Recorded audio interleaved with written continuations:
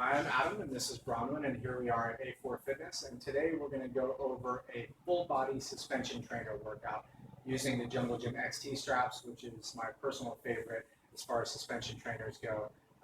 It's the most adaptable for an entire full body workout.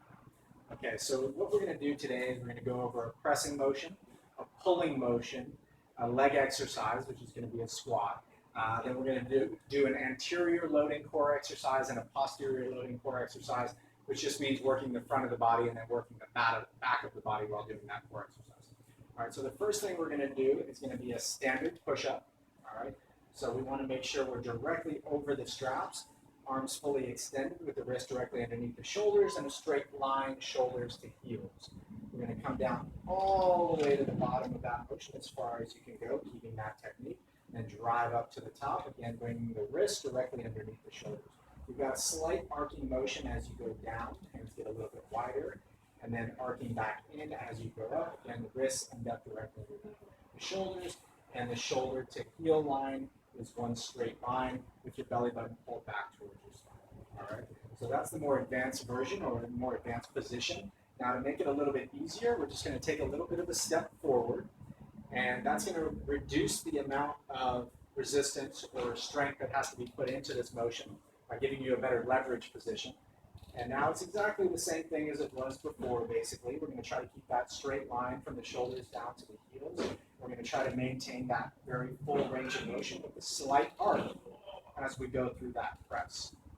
All right, so that's the more beginner version of the XT or suspension push-up.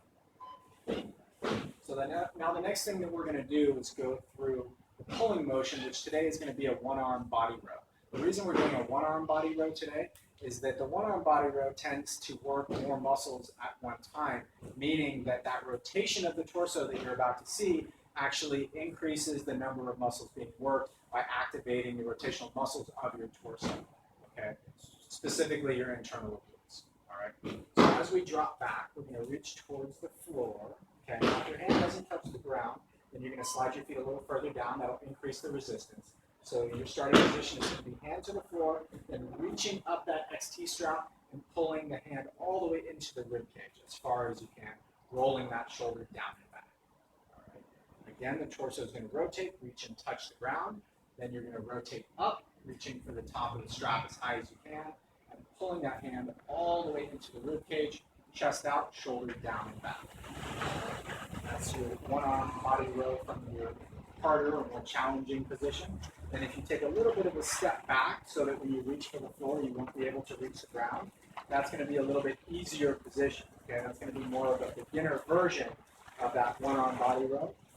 And it'll make it a lot easier to get through the motion if you haven't done this before, or if it's your first time doing a one-arm body row.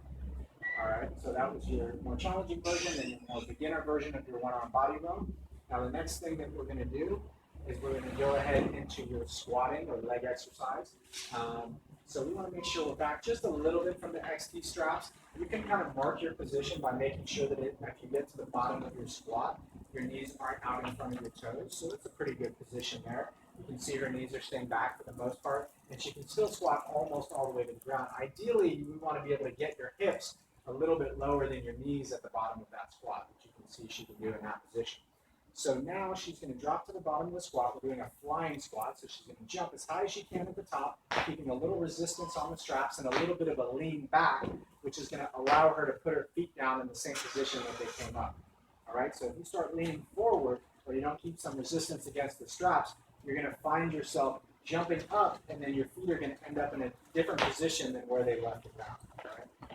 So we're going to try to maintain the same foot position throughout that motion. So that's your advanced flying jump squat or XT flying jump squat. Now, the next thing we're going to do is just either stay in the same position or take a little bit of a step in, whatever's more comfortable for you.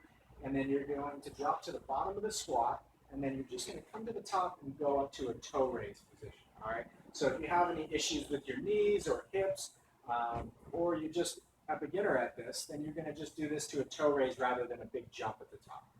All right. So again, let's do one more slow run all the way to the bottom of the squat. Now, an important factor here is that the knees are staying right in line with the toes. She's really good about keeping those knees right in line with the toes. Toes are turned out, but only slightly. We don't want too much external rotation, and we definitely don't want the toes turned in. So they're turned out slightly, and the knees are going to match that toe angle as you squat.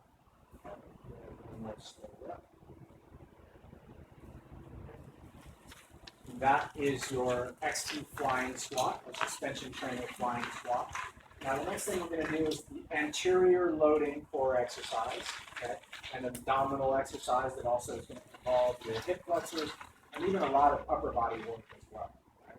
So the toes are going to go right in the stirrups on the XT straps. This is one of the reasons I like these straps better than, let's say, a TRX, because it's easier to get in and out of when you have those fixed position stirrups. So we're going to get to that push-up position. And we're going to get, again, in that straight line, heels to shoulders, with the belly button back towards the spine to keep your spine nice and safe. Then the first thing we're going to do is bring our knees to our chest, tucking the knees to the chest, keeping that same position, and then kicking the legs all the way out till they're straight, and then abducting at the hips and adducting at the hips. That means keeping your legs straight, bringing the legs out wide, and the legs back together. Very good. Come together, the knees go to the chest, go back out to full extension. The heels and feet go all the way out and all the way in, and then back to that top. So that is your anterior loading core exercise with the suspension trainer. Okay. The next thing we're going to do is reverse that, so you get the back side of your body doing an equal amount of work. And go ahead and flip it this way if you want a bit better to keep the position. So the heels will go right in the XT straps. And then the toes are actually going to stay on this side of the strap. It'll be an easy way to get in and out of the straps. All right, so what she's going to do is keep all the weight on her shoulders. Her hips are going to come up as high as possible. And we're going to maintain that high hip position as we bring the heels in as close to the butt as possible. And then extending back out, followed again by an abduction and an adduction at the hips. All right, so a lot of hamstring work here. A lot of low back work here, and even up into the middle of the back. So the whole back side of the body is going to be working pretty hard. You'll probably even feel these a little bit in your calves. All right.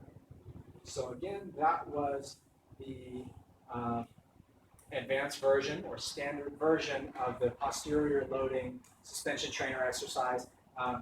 The only way that you can make this one a little bit easier is to go ahead and let the hips stay a little bit lower, but there's not too much scaling. So just basically reduce the range of motion a little bit on this one if you have to, and that'll make it a little bit easier. But ideally, if you can, keep those hips as high as possible. All right, so that was your XT exercises for today, or your Jungle Gym XT exercises. Any suspension trainer will work fine. But if you can get a Jungle Gym XT, that's probably going to be your best option because it makes these exercises a little bit easier to do. All right, so that was a full body workout. So if you only have 10 minutes or so, these are 5 great exercises to get your entire body working without having to take 30 or 40 minutes to get through a workout. All right, I suggest a rep range somewhere between 8 and 15 reps on this. 8 reps if you're going more for, again, strength, and on the 15 rep range if you're going for more of a muscle endurance workout. All right, so that was the full body XT workout for today. Thank you very much for watching.